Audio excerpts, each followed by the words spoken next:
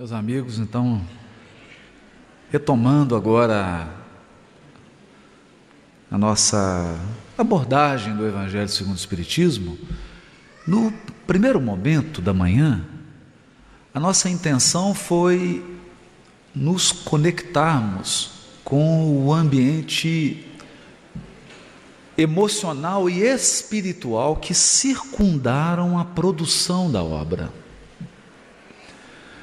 para que a gente entenda em que clima, em que bases de vivência, de conduta e de experiência humana essa obra foi gestada, em parceria do codificador e dos espíritos superiores que dirigiam a sua tarefa.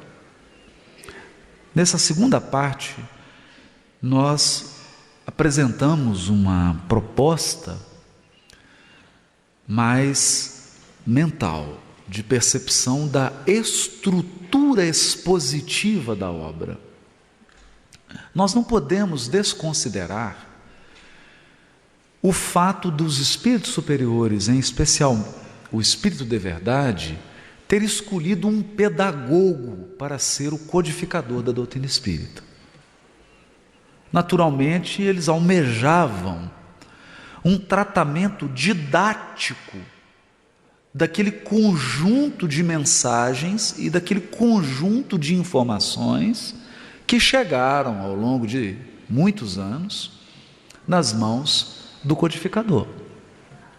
Não fosse um espírito afinizado com os processos pedagógicos de ensino, de exposição, talvez nós tivéssemos uma codificação menos pedagógica, menos clara do que é a que nós temos. O que nós gostaríamos de chamar a atenção é que o Evangelho segundo o Espiritismo, como define São Luís, ele é um tratado de moral prática. Ele não é um ensaio filosófico. Ele não é, muito menos, um ensaio teológico. É preciso atentar para isso. Os livros de doutrina teológicos, eles possuem uma estrutura, eles possuem um conjunto de assuntos que precisam ser abordados. Todo tratado de teologia precisa necessariamente abordar determinados temas. Então, embora Kardec empreste à sua reflexão um cunho filosófico, isso nós não podemos também deixar de reconhecer, a maneira como Kardec raciocina sobre os temas é uma maneira filosófica. Ele é investigativo, ele olha os prós e os contras, né? Na feliz expressão de Camille Flammarion, ele é o bom senso encarnado. Todos nós, quando nos propomos a falar de um tema, muitas vezes a gente se entrega a uma abordagem apaixonada do tema, ou, quando não apaixonada, de uma abordagem tendenciosa. Kardec não. Kardec tem sempre uma abordagem lúcida, comedida, serena, sólida. E isso tem a ver com lógica. Lógica. Por que lógica? Porque o ensino, a parte da filosofia que trata da lógica, nas suas mais diversas modalidades, e fiquem tranquilos, não vamos falar de lógica aqui, gente, pelo amor de Deus. Todo mundo até respirou aliviado, né? Não vamos falar disso. Mas essa parte da filosofia, o pensamento lógico, os princípios da lógica, são uma espécie de academia do pensamento. Da mesma maneira como você faz exercícios físicos e você adquire um condicionamento físico, o raciocínio lógico, ele dá um condicionamento mental. Por quê? Porque ele treina a mente a se expressar de uma maneira ordenada. Não basta que você esteja com a verdade nas mãos. Você pode estar com a verdade nas mãos e expor a verdade de uma maneira tão desastrosa que pareça uma mentira. Você pode estar expressando uma opinião sincera, mas se ela não tiver princípio, meio e fim, ninguém sequer entende o que você está falando. Aliás, esse é um vício da literatura espiritualista no mundo. Não raro, nós lemos obras espiritualistas, dizendo espiritualistas, não espíritas necessariamente, e elas trazem conceitos da mais ampla verdade, mas se expressam numa linguagem tão confusa, tão assistemática, ou adotam um conjunto de símbolos tão desconexos que você fica perdido. Não há precisão terminológica. Você tem uma palavra para descrever 10 coisas diferentes, então você sabe que momento, o que aquela palavra está significando. Isso não acontece com Kardec, de modo nenhum. Em Kardec nós temos uma precisão. Então, em busca dessa precisão, nós temos a propor hoje para a nossa reflexão. Eu não estou dizendo que essa é a estrutura da obra, pelo amor de Deus. Não é? A obra é muito maior do que a nossa capacidade de analisá-la. Deixar esse ponto muito claro. Essa obra é maior que a minha mente, do que a nossa mente, porque ela vem das esferas mais altas. É uma obra ampla, mas nós podemos adotar um modelo que facilite navegar pela obra. Um mapa. E é isso que nós gostaríamos de apresentar, deixando a advertência de que mapa não é território. Mapa é uma representação. Então é preciso ler, é preciso ter contato com a obra, é preciso ter intimidade com a obra para perceber os seus aspectos mais gerais. Do ponto de vista geral, se é o Espírito de verdade quem dirige a doutrina espírita, e se o Evangelho, segundo o Espiritismo, é um comentário da doutrina espírita ao Evangelho de Jesus, nada melhor do que buscar no Evangelho elementos que ajudem a nossa compreensão da obra. E quando Jesus se refere à sua pessoa e à sua missão espiritual no mundo, ele diz: eu sou o caminho, a verdade e a vida. E o Evangelho segundo o Espiritismo parece poder ser dividido, não especificamente em partes assim muito certinhas, mas na temática geral, em verdade, caminho e vida. Verdade, caminho e vida. Verdade, a introdução e os capítulos 1 a 4. Na introdução e nos 4 primeiros capítulos do Evangelho segundo o Espiritismo, um novo paradigma religioso é oferecido à humanidade.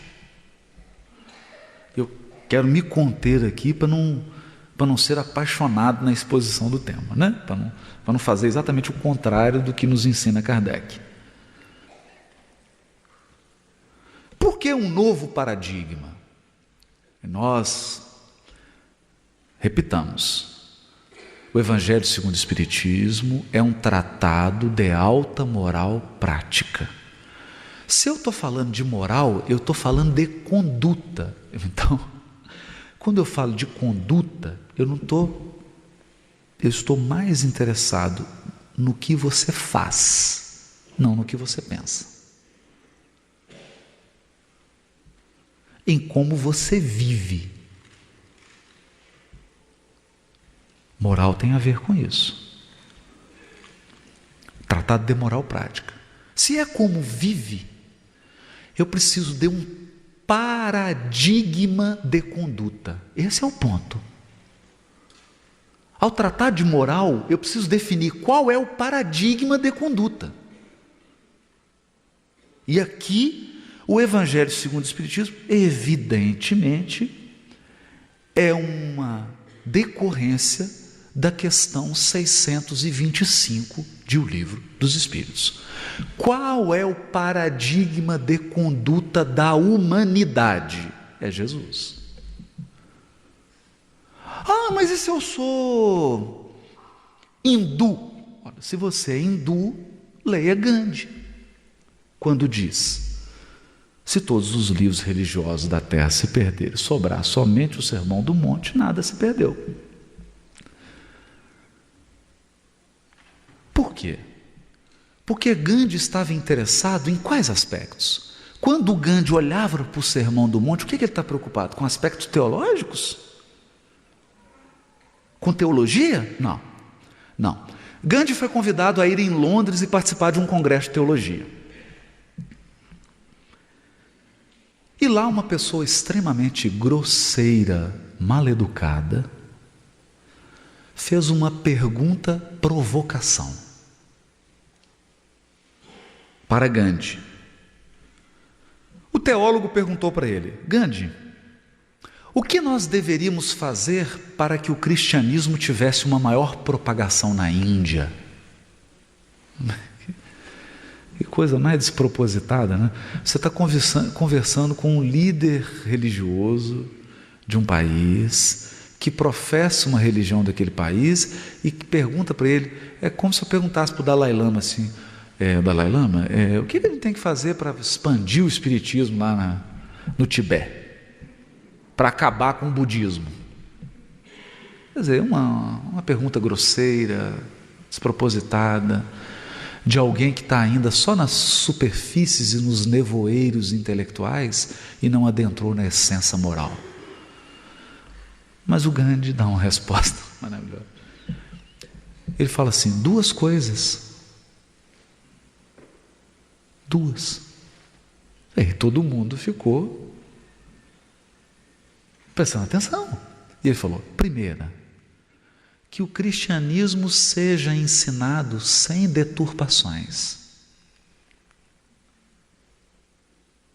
Segundo, que o cristão viva como Cristo. E aí todo mundo chegou à conclusão que era melhor não levar o evangelho para a Índia. Não é? Por quê? Tem que ensinar o cristianismo sem deturpação e ter que viver tudo que está lá, vamos desistir, vamos pregar em outro lugar. Não é? É esse o sentido. No Evangelho segundo o Espiritismo, Kardec está interessado no ensino do Cristo sem deturpação. No ensino puro, tal qual ele é, não como ele foi interpretado. Por isso ele propõe, segundo o Espiritismo, nós vamos oferecer uma nova abordagem ao ensino. Mas vamos voltar no ensino. E vamos propor uma vivência do Evangelho. Não uma especulação intelectual em torno do Evangelho. Porque só compreende bem o Evangelho quem o vive. Então, verdade, introdução e os 4 primeiros capítulos. Caminho. Qual é o caminho? O que fazer? Qual é a proposta comportamental dessa abordagem? Ou melhor, quais as consequências de ordem moral prática do conhecimento desse conteúdo? Isso está no capítulo 7 até o capítulo 17. O caminho. O que fazer? E depois que você sabe E depois que você faz individualmente, em família, em comunidade e em sociedade, o que ocorre à sociedade de modo geral? E quando nós pensamos na vida social, nós estamos pensando em vida. A vida, mudança de vida, ou mudança de padrão civilizatório, a Terra gravitando num novo patamar. Por quê? Porque as sociedades, as nações, as famílias, as comunidades e os indivíduos possuem agora um conjunto de práticas sociais diferentes. Isso é vida. Isso está no capítulo 18 ao capítulo 28. Então aqui nós podemos perceber aquela estrutura de São Luís. Interesses gerais, interesses religiosos, interesses sociais. Essa é a estrutura tripartida, dada por São Luís. Então nós chamamos interesses gerais, verdade. Interesses religiosos, o caminho. Porque religião aqui na sua essência, religião como conduta, como o que você vive, não como que você acredita. Apenas. Não só o que você acredita apenas, mas sobretudo o que você vive. E interesses sociais, que é a vida social. Afinal de contas, quando a doutrina espírita nos anuncia a regeneração do mundo, o que ela está dizendo para nós é que o espiritismo redundará numa transformação social. Nós teremos uma nova sociedade erguida sobre as bases dos ensinos de Jesus. Isso é importante não perder de vista, porque senão nós nos perdemos em perquisições teológicas. Nos perdemos em questões que não são essenciais, são questões acessórias. Ok, vamos lá. Se é assim, divididas essas três partes, vamos lá para a introdução e para os 4 primeiros capítulos. Kardec trabalha com um conceito de lógica. Imagine que o Evangelho segundo o Espiritismo defende uma tese e demonstra essa tese. Qual a tese defendida pelo Evangelho segundo o Espiritismo? É a tese de que o Espiritismo é o Consolador prometido e dirigido, coordenado por Jesus. Essa é a tese. Onde ela está? Bom, está no capítulo 6. O Cristo Consolador. Essa é a tese. Mas, quando você apresenta uma proposta, um paradigma, você tem que demonstrar esse paradigma. Mas para demonstrar esse paradigma, você tem que estabelecer premissas. Você vai partir de qual premissa? Eu estou com um problema geométrico. Você vai usar o quê? Geometria euclidiana ou não euclidiana? Você tem que definir premissas. As premissas precisam ser definidas. E ele vai definir do capítulo 1 ao capítulo 4. Capítulo 1, 2, 3, 4 são as premissas. Se nós não entendermos a premissa, não entenderemos nada mais que existe no Evangelho segundo o Espiritismo. Então é muito comum chegarmos espíritas e perguntar assim: mas o Espiritismo é mesmo consolador? Eu falei: meu amigo, leia 10 vezes o capítulo 1, 20 vezes o capítulo 2, 30 vezes o capítulo 3 e 40 o capítulo 4. Depois a gente volta a conversar. Porque se você não entender as premissas, você não vai entender nada mais do que Kardec escreveu. nos capítulos seguintes. É na premissa que ele apresenta os pontos de apoio do seu raciocínio. Depois ele apresenta o quê? O argumento fundamental, a tese. O Cristo Consolador, capítulo 6, precedida de uma preparação, que é o capítulo 5. E aí então, ele nos dá o ponto de chegada. Qual é o objetivo? O que nós queremos com isso? Nós queremos chegar aonde? Queremos chegar onde? Aqui eu gostaria de chamar uma atenção. O Evangelho segundo o Espiritismo é uma proposta de tirar a mim e a você de onde nós estamos. Eu não queria dar essa notícia porque ela é muito pesada, é muito triste, mas o Luiz Henrique autorizou. Você não vai poder ficar no ponto em que você está.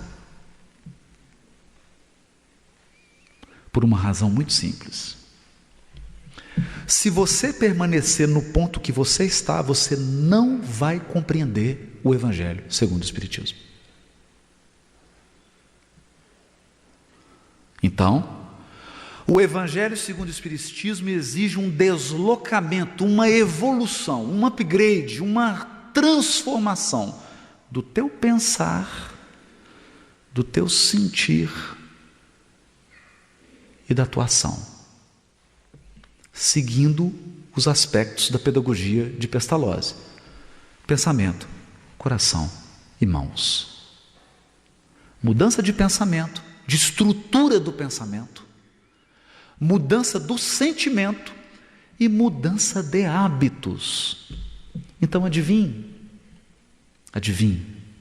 tem que subir a escada, e não é uma escada rolante.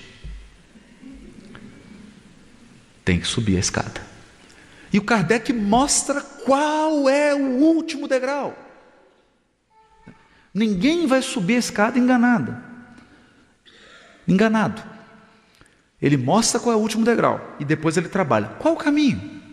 Então eu tenho um propósito, eu tenho um ponto de chegada, eu tenho um objetivo e eu tenho o caminho. Num conjunto de capítulos ele dará esse caminho. E aí então ele mostra a vida em sociedade, tal qual ela é e tal qual ela deve ser. Os capítulos finais. Tal qual ela é e tal qual nós almejamos agora a partir desse paradigma novo. E então ele encerra com a união divina. Porque tudo isso aponta, tem um norte: maior conexão com Deus. Eu vou tentar resumir isso numa linguagem mais simples que dá para você entender. A sua internet hoje é discada. Para você baixar um arquivo em Word demora 3 horas. A proposta é que você tenha uma banda larga de vários gigas, ou seja, você tem uma conexão com as fontes divinas da vida em Deus. Isso se chama união divina, conexão da criatura com o Criador. Por isso, o propósito do Evangelho segundo o Espiritismo é para judeus, muçulmanos, budistas, taoístas, xamanistas, católicos, protestantes, espíritas. Não tem distinção. É uma proposta universalista. Universalista. Pois bem, então vamos lá nas premissas. Agora dada a estrutura, eu abro o índice do Evangelho segundo o Espiritismo. Primeiro ponto na introdução, que é onde Kardec começa a definir as coisas. Primeira definição que ele faz: qual foi o critério para o estabelecimento do corpo doutrinário do Espiritismo? Imaginem, Kardec deixou para abordar esse tema no Evangelho, ele não falou disso no Livro dos Espíritos. É na introdução do Evangelho segundo o Espiritismo que Kardec fala sobre o critério da universalidade do ensino dos Espíritos.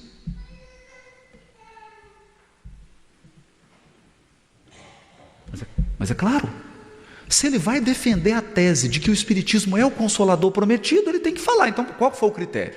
O critério é universal. Então, o Espiritismo, ele consola budista, ele consola árabe, ele consola judeu, espírita, ele consola qualquer espírito, inclusive espírito de Vênus, de Mercúrio, de Saturno, de outra galáxia.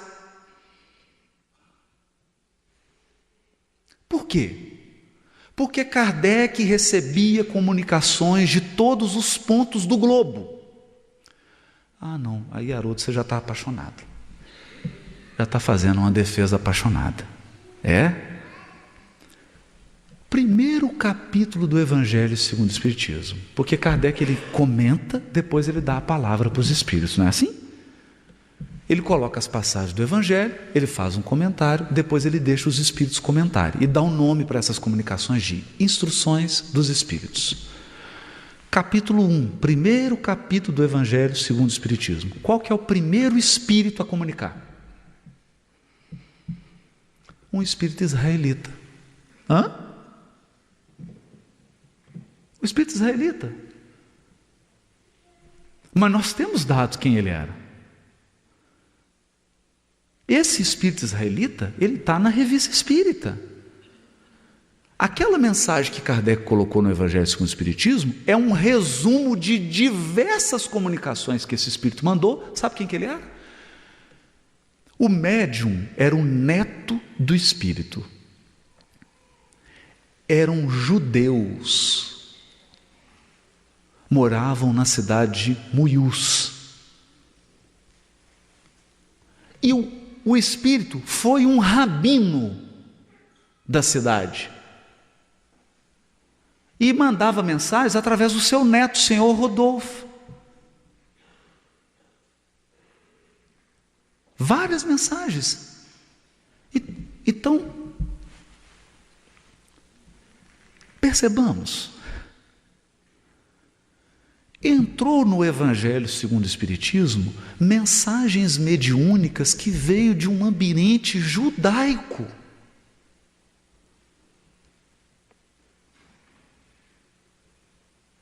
Isso só para a gente ter uma ideia do porquê que ele vai falar. Universalidade do ensino dos Espíritos. E nós espíritas estamos achando que o Espiritismo é só para espírita. Não é? Porque a gente pensa assim, não, gente, quem reencarna é o espírita, não é isso? Lei de causa e efeito é para o espírita. Pô, se eu for católico, eu não reencarno. Quem tem perispírito é o espírita. Então o judeu não tem perispírito.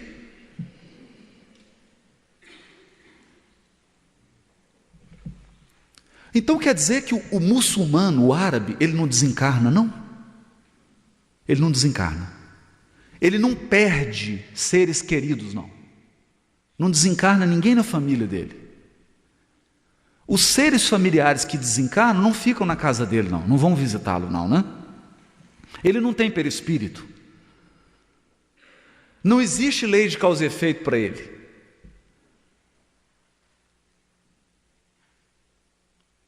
Então, eu digo que aqui na introdução já estão os desafios mentais, e não são fáceis. Aqui o Kardec já começa falando, espíritas, precisa ampliar a mente. Precisa ampliar o pensamento. Então trabalha. Autoridade da doutrina espírita, controle universal do ensino dos espíritos. Depois ele dá notícias históricas. Olha, Ou seja, a nossa abordagem do Evangelho não será uma abordagem fantasiosa. Nós temos que conhecer a cultura da sociedade em que Jesus viveu, a língua da sociedade onde ele viveu, os ensinos, os costumes daquela sociedade, a estrutura sociopolítica e religiosa daquela sociedade, porque senão você terá muita dificuldade de entender o Evangelho. E como um bom professor, ele já dá algumas lições. Explica lá o que é fariseu, o que é saduceu. É ou não é um professor? Mas ele vai mais. Ele trabalha a ideia de que essa proposta não é minha. É isso que ele vai dizer. Kardec deixa muito claro. O Espiritismo não é uma seita que foi elaborada num gabinete. Não. Kardec observou fatos. Fato é fato.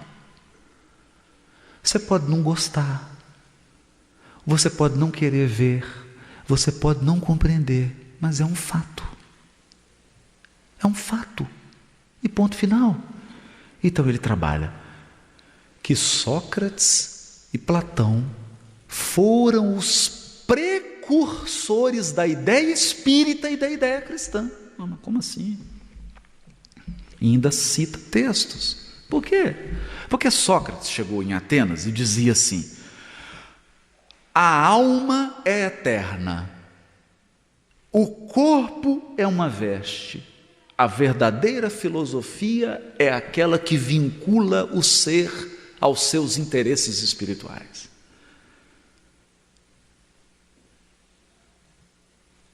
E mais, Sócrates começava a dialogar. E qual era o propósito dele?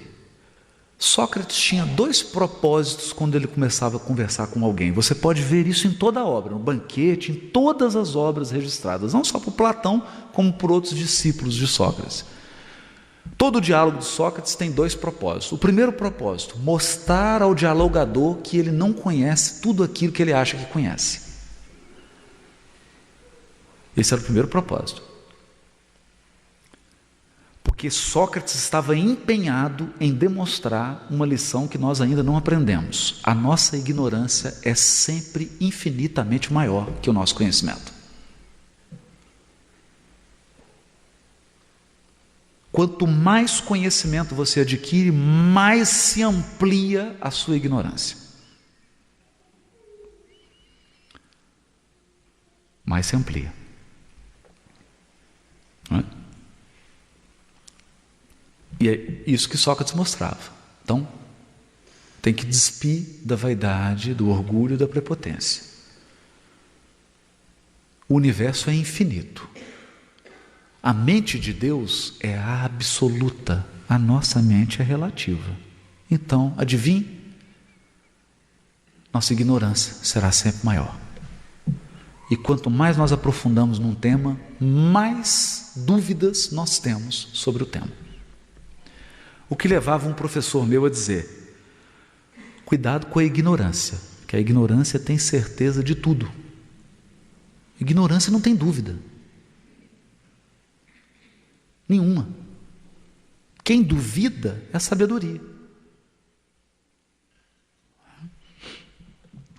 Qual era o segundo propósito de Sócrates? É curioso porque Platão chega a dizer: toda conversa de Sócrates terminava com o dialogador contando a vida dele para Sócrates. Porque Sócrates ia fazendo pergunta, e o segundo propósito dele era saber como você vive. Como você vive? É natural. Digamos que você chegue para alguém para explicar uma certa técnica de engenharia. Aí a pessoa faz uma exposição teórica lá sobre como construir viaduto. Não é? Porque tem que projetar assim que tem que fazer. Não. E aí, qual a primeira pergunta que você faz? Quais os viadutos que você construiu? Olha, eu construí aquele que caiu lá agora em Belo Horizonte, construí o outro que caiu na Argélia. Ah, não, obrigado, viu? Muito obrigado aí pelos seus conselhos, pela sua boa vontade, não é? Então toda a conversa de Sócrates redundava no qual é a prática. Ok, eu já conhecia a sua teoria, agora eu quero conhecer a sua prática. Qual é a sua vida? Como é que você vive? E aí a conversa ficava desagradável. Ao trabalhar essas ideias, Sócrates foi precursor, preparou o pensamento para receber a mensagem do Cristo. E também para o advento da doutrina espírita. Aqui ele encerra a introdução e ele vai começar a trabalhar com as premissas. Vou passar rápido para a gente poder aproveitar um pouco mais o tempo. Primeira premissa, não vim destruir a lei. Então, é o primeiro ponto que o Kardec coloca. Não vim destruir a lei. E esse princípio ele tem uma bifurcação. Não vim destruir a lei significa: o Espiritismo não se opõe à ciência. Por quê? Porque Deus é único e não há diferença entre lei natural e lei divina. Então, qual a lei natural que rege a estruturação de uma colmeia? Ou o fenômeno das marés? Ou a rotação da Terra em torno do próprio eixo? Ou a translação da Terra em torno do Sol? Qual a lei que rege isso? Isso, a lei de gravidade é lei divina. Esse é um princípio espírita que é preciso meditar. É preciso meditar. Então, quando Einstein elaborou a teoria geral da relatividade, ele estava estudando uma lei religiosa.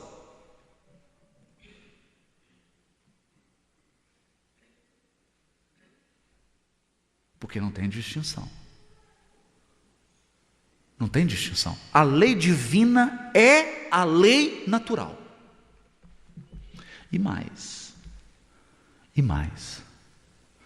Como Deus é unidade, os princípios que regem a estruturação dos corpos celestes são os mesmos princípios que regem a nossa convivência em sociedade. É a mesma lei. Ela só se expressa de modos diferentes, mas é a mesma lei. Então, o que Kardec propõe no primeiro capítulo do Evangelho segundo o Espiritismo, na primeira premissa? Uma aliança entre a ciência e a religião. Não mais o religioso fanático, fundamentalista e ignorante, e não mais o cientista arrogante, petulante, que não leu Sócrates.